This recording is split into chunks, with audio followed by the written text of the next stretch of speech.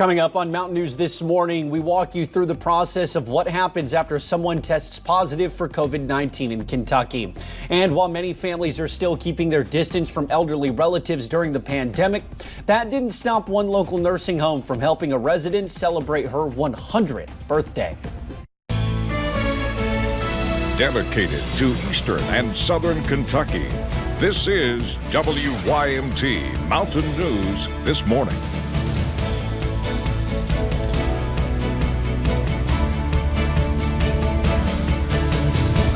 Good morning. It is 6:31 on this Tuesday, the 21st of July. I'm Will Puckett. Thank you for tuning in to Mountain News This Morning.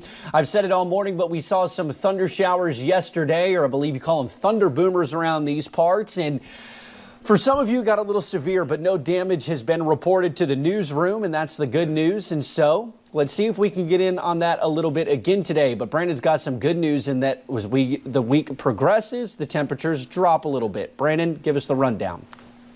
A little bit. Good morning to you, Will. We're looking at a beautiful start to the day up on top of Buffalo Mountain in Perry County where our transmitter is, so enjoy that while it lasts. Some fog still in some of those valley locations this morning, but again, it's just a fairly nice start to the day. Temperatures are in the 60s and 70s this morning as you head out the door, so it's going to be a nice start all the way around, but the dew points will start to increase quickly, and when they do, they're going to push those temperatures up and make it feel like the mid to upper 90s later today. The actual air temperature will be right around 92, and we'll get there between 2 and 5 this afternoon. So be ready for another hot day with some possibilities for some more strong storms a little bit later on. I have the full forecast in just a few minutes. Will? All righty, Brandon, thank you. Well, last week we reported 9 people connected to Hazard High School's football team. 8 players and 1 coach tested positive for COVID-19. Now that number has gone up drastically. WYMT's Camille Gear has the latest.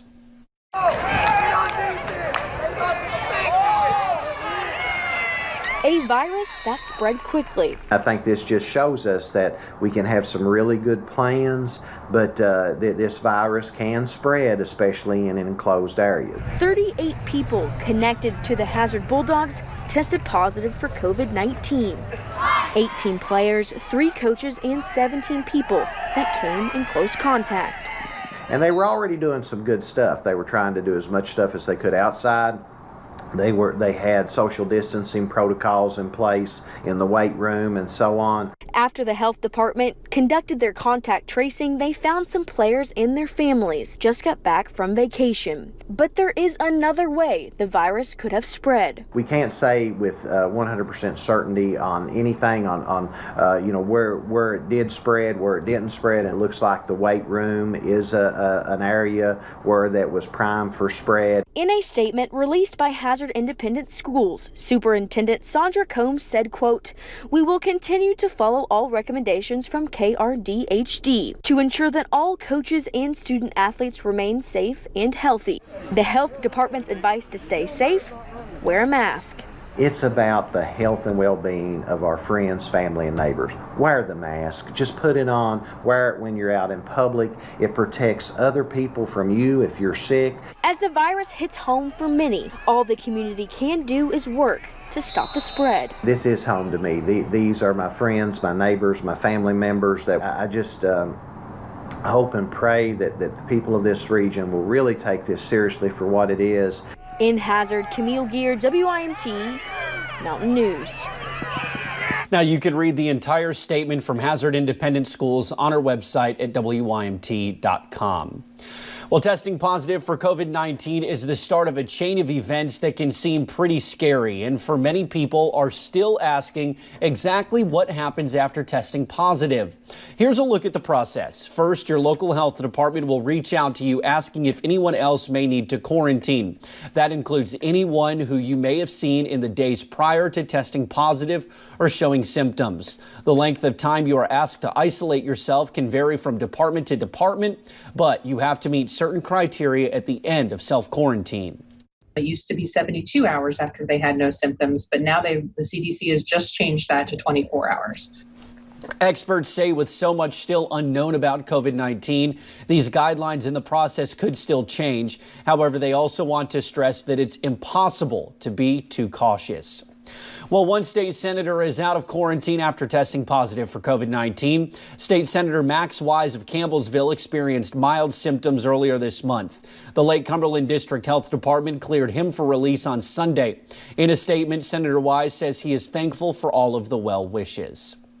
Well, the coronavirus pandemic has impacted many businesses in different ways, from employers having trouble finding workers to job recruiters thinking of brand new ways to do their job. WYMT's Tommy Poole found one workforce specialist who is finding a new way to do things. While the unemployment rate is still high, we need 30 folks to start work Monday at 8 o'clock. Many manufacturing jobs are available. Assembly, machine operation, forklift, different, positions that supplement the manufacturing sector. That is where a workforce specialty company like Resource MFG comes into play. Our world's got rocked. We're used to having people come in, shaking their hands, telling them all about the careers that we have, and them telling us about the jobs that they have had. Not only has the pandemic impacted businesses, but also job recruiters. We've tried virtual platforms, we have tried phone interview platforms, and none of them work as well as saying, hey, we are here, we are real people, we are here to get you out to work. That is when Resource MFG thought about trying a DriveThru Job Fair. We came up with this platform a few months ago.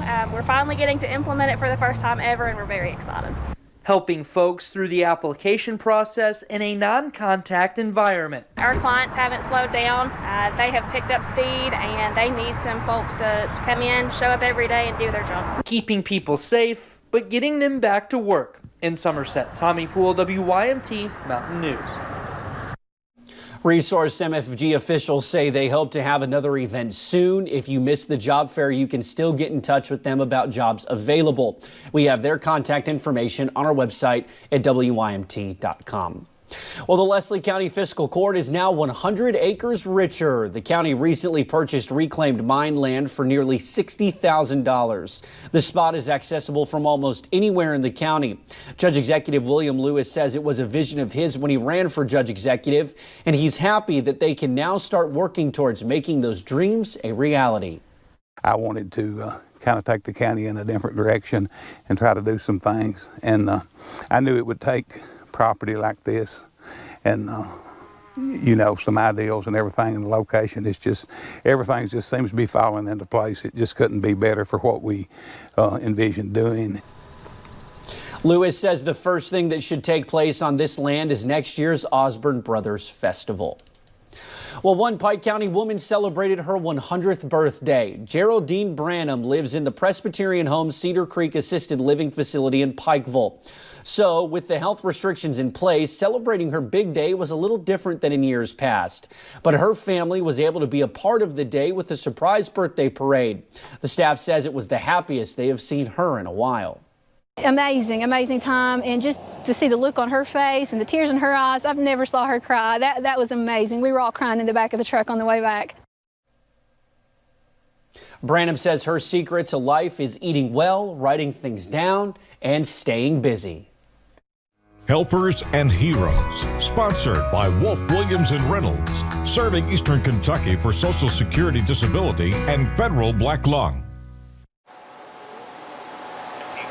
All right, time now for our daily Helpers and Heroes segment, where we honor those on the front lines and recognize them as well. Let's go to our first picture this morning, and that comes to us from JB. This is his wife, Rhonda Lawson.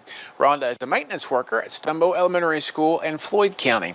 I know in-person classes are still up in the air for many districts right now, but if the kids do go back to school in the fall, people like Rhonda will be making sure the buildings are clean and safe for the students. Thank you, Rhonda, for your commitment to your community.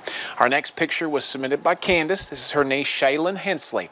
Shaylin is a phlebotomist at Harlan ARH. When she's not working at the hospital helping out her patients, she's at home taking care of her 2-year-old son. Thank you, Shaylin, for your dedication to our region and your family. And finally, our last picture today was sent in by Les. This is Josetta Lovett. She works at one of the nursing homes in Corbin. You can see in this picture that she's wearing her mask to make sure that she takes every precaution to keep the virus away from those who are most susceptible to it, the elderly. Thank you, Josetta, for being awesome. I just found out yesterday that we are extending this segment for one more month. until the end of August now. So send me your submissions. I need those because we were getting a little bit low in the pot. So get them to us. It's not just healthcare workers. It can be anybody. It could be people who work in the grocery store, people who work on cars, anybody like that. If you're working on the front lines during this pandemic, get those pictures into us. You can go over to WYMT.com, search out the Helpers and Heroes page, or send them to me on my personal, or my work Facebook page, Brandon Robinson, WYMT. The time now is 6:41. You're watching Mountain News This Morning right here on WYMT.